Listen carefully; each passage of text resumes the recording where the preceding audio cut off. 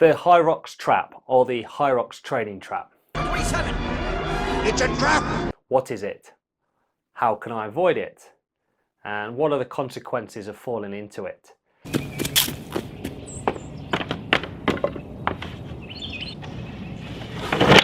First of all, I'm going to talk to you about how I've sort of identified this through experience and talking to other athletes, and I will get onto what the trap actually is just a little bit further into the video.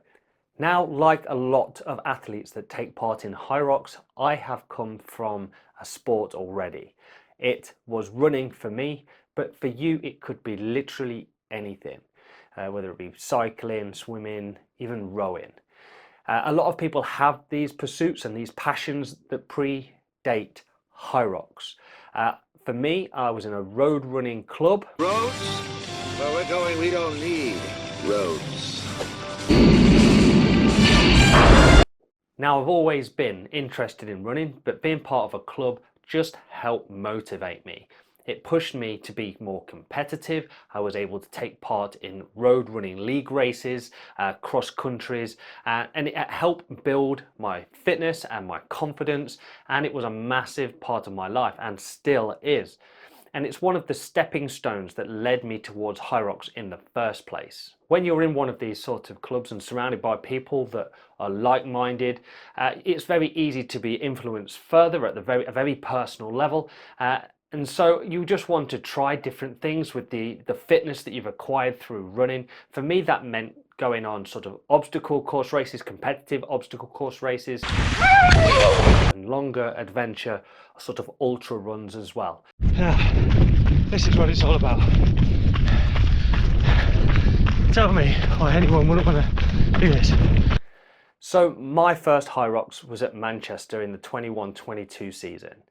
I went into that with a high level of running fitness, as I'd done 1,500 miles the year before.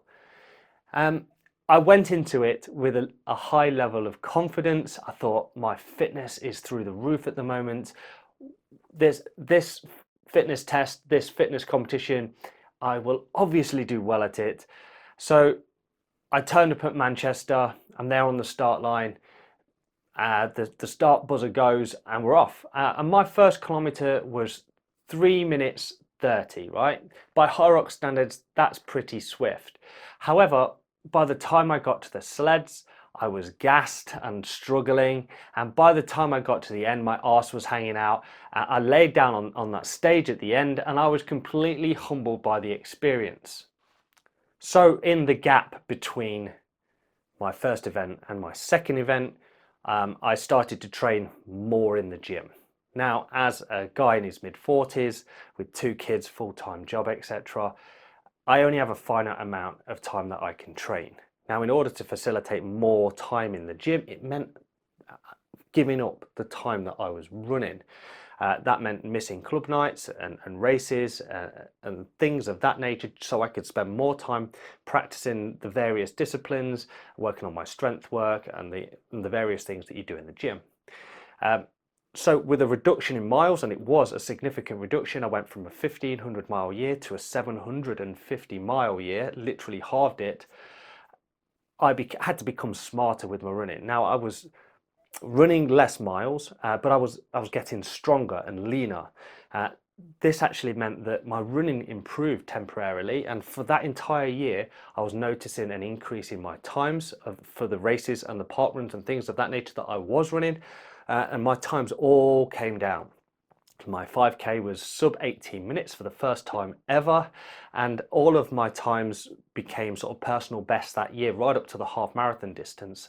Yeah, it was a great year. So I went into the next Hyrox, again, sort of elevated my confidence. I was going into it the fittest I had ever been, the fastest I had ever been, and my physique as well had adjusted over time to look more like what you would typically associate with a Hyrox competitor, a Hyrox athlete. So I took part in the Birmingham event and I knocked about 5 minutes off. Now, while that sounds great, it still fell short of my own expectations. I was hoping for about a 10-minute improvement at that event. So in my mind and in that instance, I kind of swung the wrong way. I started to steer a little bit away from the running, and my brain started to think, right, you need to spend more time training in the gym, more time in the gym, more time in the gym. The problem was, mathematically, running makes up about 60% of a Hyrox event and should never be neglected. But my brain, it was starting to short circuit. It was associating gym time with improved times at Hyrox events. Even though I was doing plenty of sort of running and cardio at the gym, it never really replaces the stuff you do in the real world, out and about. So that's what ended up happening. And my 750 miles going into the next year was reduced even further, like right down. And I continued to sort of smash and grind out at the gym. So the trap, as I see it, is neglecting running. Now, that may sound really simple, but from someone who ran a lot, like an insane amount before I did Hyrox, to someone who's running just a fraction of that now, I'm losing a little bit of what I was before. I'm losing a little bit of my identity. I don't want to only do Hyrox forever. That sounds incredibly dull to me. Don't get me wrong, I am very pro Hyrox. I love hybrid fitness. I love what it does to me in terms of motivate me in terms of training, what it does to my physique and what it does to my overall fitness. But that's not who I am. I'm way more than that. And running was a huge part of my life prior to Hyrox. And it should remain a big part of my life in this sort of Hyrox phase. And whatever comes after Hyrox, running will still be there. It's just a coincidence that there is a massive component of running inside Hyrox. So it's odd that people would neglect it in the first place. It's odd that you get drawn to the gym components rather than the running components, considering the divide, the split, the 60-40 split as I see it. Because I have spoken to a number of other athletes that have said that the sports that they used to do and are continuing to try and do are suffering as a result of taking up Hyrox sport.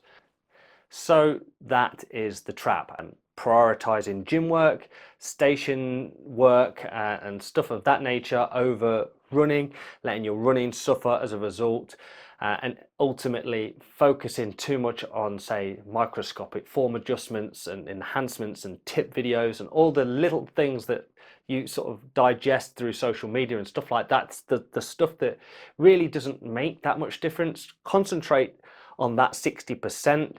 The fitness that is left over from that is going to benefit the station work here as well. Obviously, I'm not saying do one more than the other. It's all about balance, and that's where I've obviously gone a little bit wrong. So over the coming months, and as I head towards Birmingham, that's the thing I'm going to try to address. I'm going to try and even it out a little bit and just ensure that my fitness running and my fitness at the gym and stations is equal.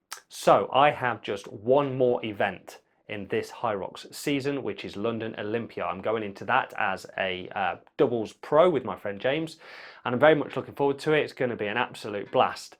After that, I'm looking down the barrel of a summer of events, a bit of OCR, a bit of Spartan race, but I've got at the end and before the next season of Hyrox kicks in at the end of the summer, I've got the inaugural Rat Race Sea to Summit series, which is 3 big ultra events over 6 weeks over Ben Nevis, Scafell Pike and Snowdon. Each of these races is 31 to 33 miles with 6,000 foot of ascent each, so it is a massive running undertake. So as soon as this Hyrox season is finished, I will be spending a lot more time out running hills. So hopefully by the time I'm done with these events, 2 weeks after my last one, it will be Hyrox Birmingham, and hopefully a teeny tiny Hyrox will seem like nothing in comparison to those. So, okay, so we're nearly at the end of this video, but I'm really curious as to whether or not this kind of problem has affected other people that have taken up Hyrox.